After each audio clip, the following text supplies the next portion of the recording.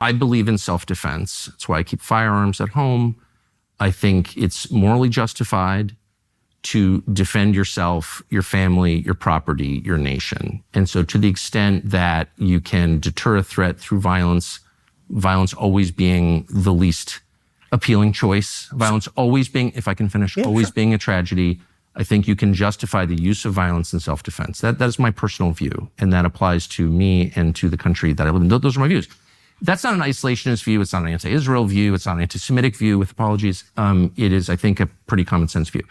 But my problem is that lawmakers in Washington are light on detail with these things, and they speak, as you do, entirely in moral terms. These people are bad. These people are... I'm not speaking entirely in moral terms. I'm not interested in killing bad guys. I'm interested in killing people who are trying to kill us. If we had... That's different. I'm not engaged in morality. Are you now? Because you told me that the government of Iran is presently trying to assassinate Donald Trump. And then you said... that is undisputed. There's literally nobody who disputes that fact. Then why don't you support military action right now against Iran? We are engaged in military action right now.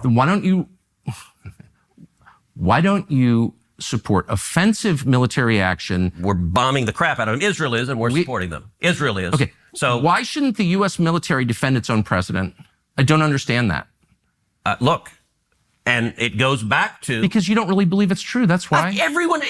nobody disputes it, Tucker. Did you land on the moon? What other conspiracies do you not believe? Was 9/11 an inside job? I mean, like, what? So I've asked you the names of these people. I've asked you how you know the names of the Iranian hitmen. I know it because the U.S. military and the intelligence agencies have testified before Congress repeatedly. And what did they say? That Iran is trying to murder Donald Trump and has hired hitmen. Do I know the name of the hitmen? No, I'm sorry. And I don't think we do either, because we would apprehend them if we knew their names. Then why don't you take it seriously enough to support killing the Ayatollah in response to protect our president?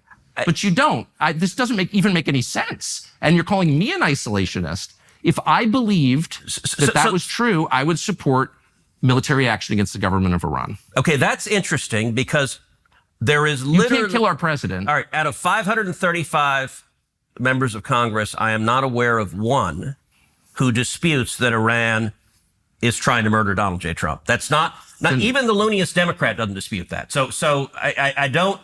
You're saying if you believed what is, I think, a fact that they are trying to. You think it's a fact? Yes. What is the fact exactly? That they've hired hitmen. In the United States? Yes. Americans? Yeah, he's not in Iran, so they haven't hired hitmen. No, but are they the hitmen American? I don't know. Oh, okay. I'm telling you what, and by the way, I'm not the CIA. I'm not the Department of Defense. I'm telling you what they have told us. I'm not disputing it.